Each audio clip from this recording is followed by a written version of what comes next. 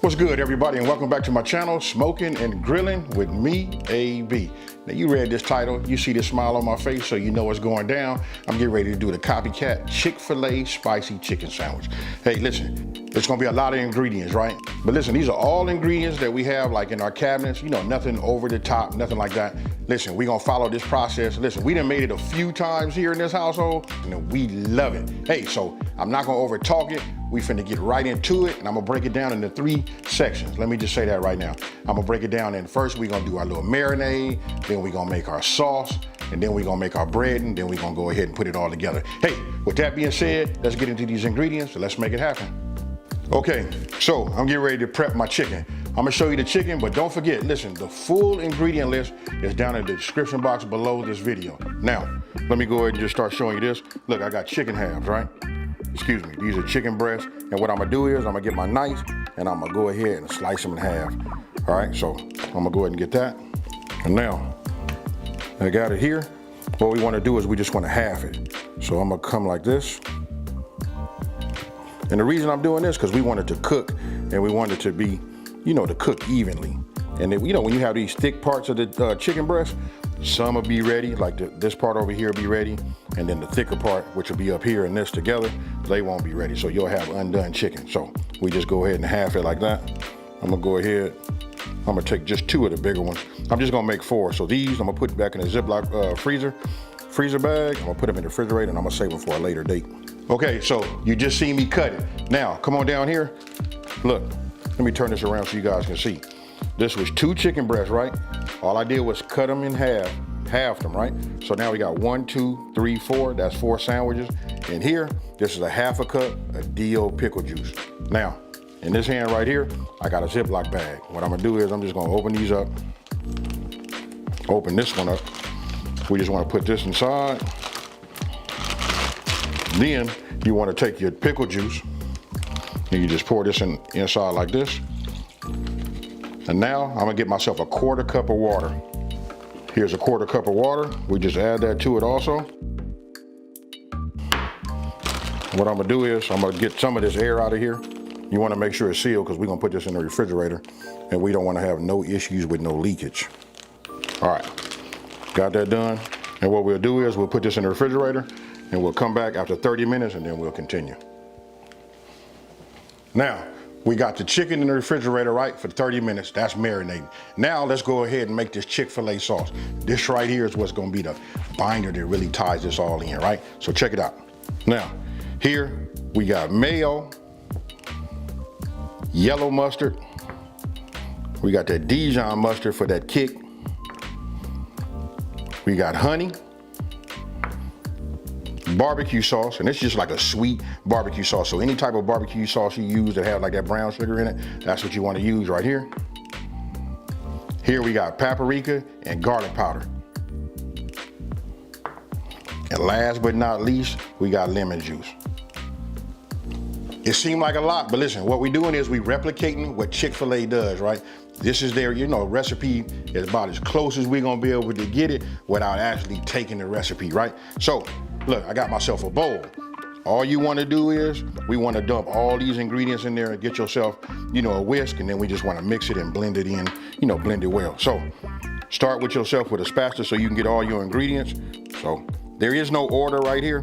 I'm just gonna grab them, whatever's, you know, closest to me, or whatever order I wanna use, because listen, it all gotta be in here together, and then what we do is we blend. Now, get your whisk, and let's make it happen. I can tell you one thing about when you start mixing ingredients together, and when they, you know, you got the proper blend, boy, the aroma that it gives off is just amazing. So, we're just gonna keep whisking it. And then by using a glass bowl, we can look on the side, right? You can see what need to be scraped. Did you get it all in there? You see that? Now, we'll just keep doing this. I'm gonna get me a spoon, then we're gonna taste it, and then we're gonna put this in the refrigerator and let this chill. Let me taste it. Oh, I'm gonna put this in the refrigerator and let this chill. Now we finna set up our breading station. Chicken's in the refrigerator, the sauce is made, now let's set up our breading station, right? So let's go over these ingredients. Now, I'll just start by saying this. This is gonna be the exact same way we made the sauce. all of these ingredients just gotta go in this large bowl. This right here, you just wanna make sure you got a bowl that's large enough so that you can put all of your, your chicken in there and pat it down so you can get all of your breading on it, right? So we'll start by doing this. This right here, we got all-purpose flour, salt and pepper. Now here's where it get a little tricky. This right here is that powdered sugar. Listen, got 3 tablespoons of this. Look, this is a must-have. If you want it to be just like Chick-fil-A, gotta have it. Now, I said it's a spicy chicken sandwich, right? This right here, this is cayenne pepper. You can put 1 teaspoon, or you can put a tablespoon in here, or you can go 2. This right here is 1.5 teaspoons. Okay, and right here, I got 3 ingredients inside this one bowl right here. So that's baking soda right there. You got chili powder and paprika. Now we go ahead and get ourselves a whisk. So now we'll just use the whisk, move it around, get it all mixed up.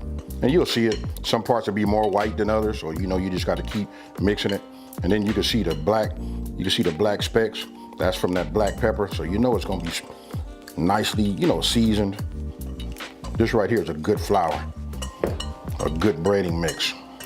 All right, now that's done. Now you take yourself a bowl, and this is where we're gonna get everything, our wet batter, right? So this is just milk. And then I got myself 1 large egg. And then all you want to do is just get yourself, another whisk and just get this all mixed up. Now, okay, look, 30 minutes is up. I just took the chicken breast. I got them right here on the counter. Here they are right here. Now look, we're gonna deep fry, right? So I gotta say this right here. I'm gonna show you, another option. For myself, if you look right here, I'm gonna be using my deep fryer. This is my Tefal deep fryer. I can set my temperature to 350 degrees up here. Listen, and it's gonna maintain that. I don't have to worry about no guesswork, right?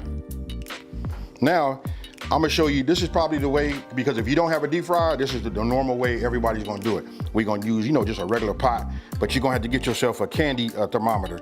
But listen, to take the guesswork, especially for people that are new, get yourself one of these. These are only like about 10, 11. Max it can be is like $13, right? You can pick these up online.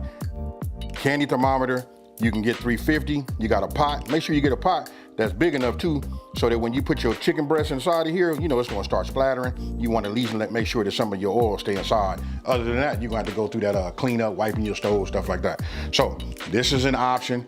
This is a good option. Sometimes you guys gonna see I do this also. But right now, like I said, I'm gonna be using my Tefal deep fryer, and we're gonna go from there. So look, I just got a pan. I put a cooling rack right over the pan, right? Because I'm gonna tell you why.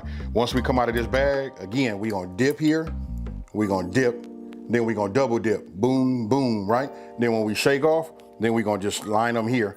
And meanwhile, my grease is coming up the temp to 350 degrees, remember that. So let's go ahead and get our station set up right now. Now, I just go ahead and let it drip like this. Here, I'm not gonna pat it dry or nothing. We're gonna go right into our egg wash, right? So we got this done. Once it's completely coated, we'll let it drip like this. And then we come right on over here to our flour, right? So I'm just gonna do this. And then what I like to do is I like to mash it down, And then you're gonna mash it in on the other side, because the other side is really, really textured. So we wanna make sure we get it in there, right? So now we here.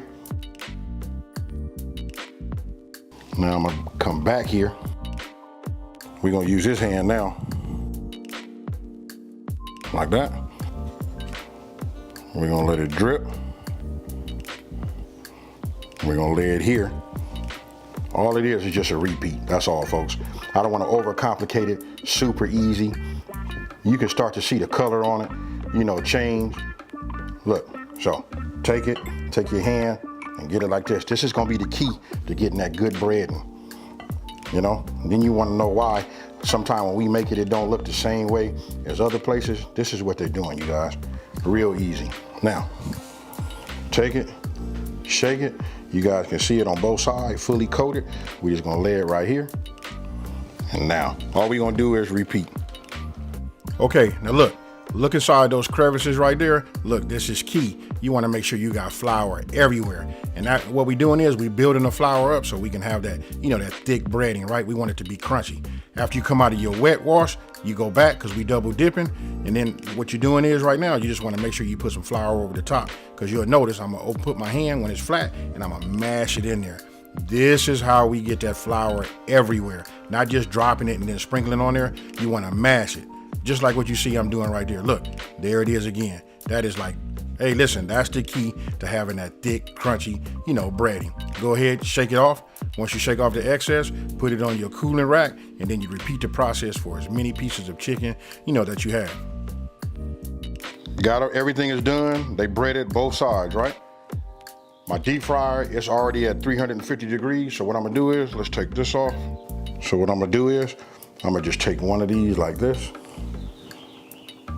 and the other one like this. And then what we're gonna do is we're just gonna dunk it in like that. I'm gonna go ahead and put this top on, and we're gonna let it fry. Those are like the thinner sides of it, so it should probably only take maybe about 5 minutes, maybe 4 minutes, but I'm gonna check it. You're going to get yourself like an instant read. You know what I mean? Because look, we're gonna look for 165.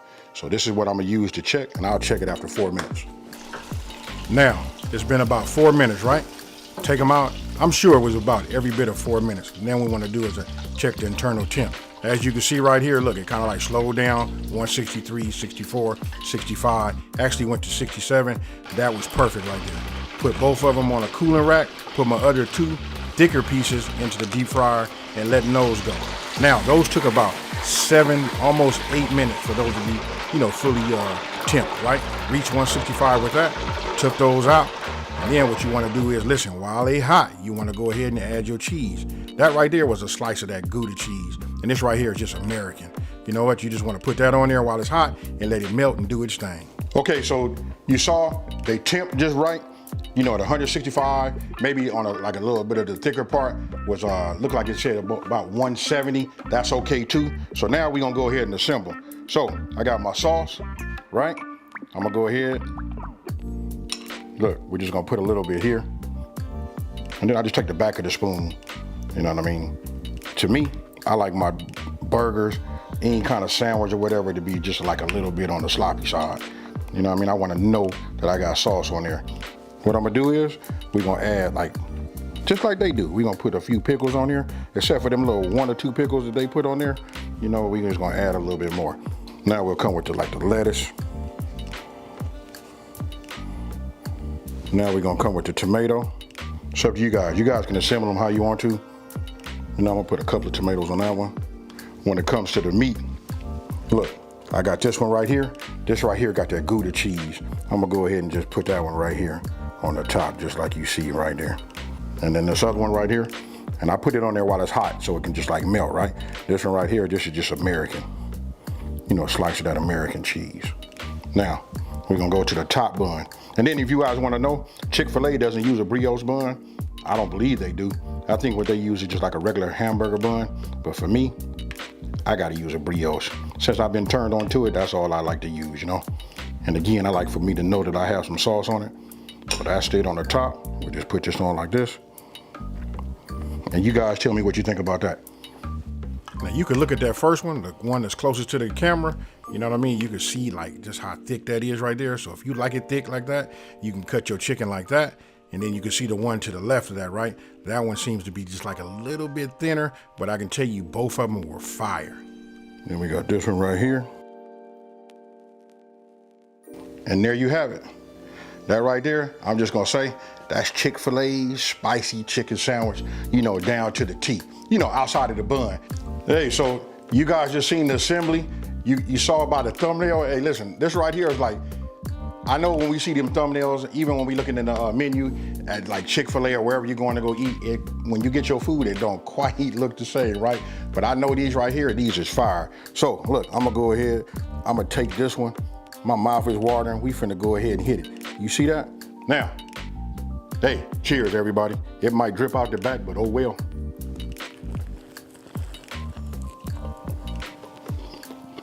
Oh man.